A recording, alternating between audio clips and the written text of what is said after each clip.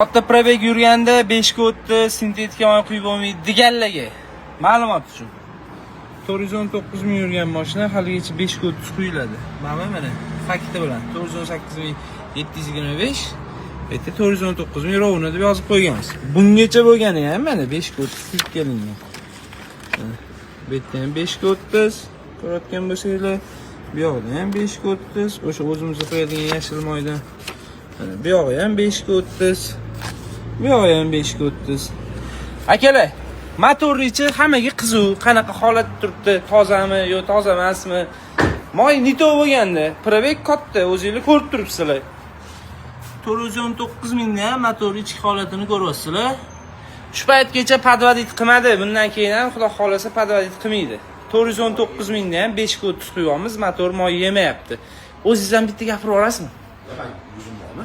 Moy qanaqa? Moy cho'tki. Cho'tki. Cho'tki. Yuzim bordilar. Akalar, xudo xolasa moy tomonidan podvodit qilinmagan, xudo xolasa bizi tomonidan ham qilinmagan. Inshaalloh dakansa shunaqa bo'ladi.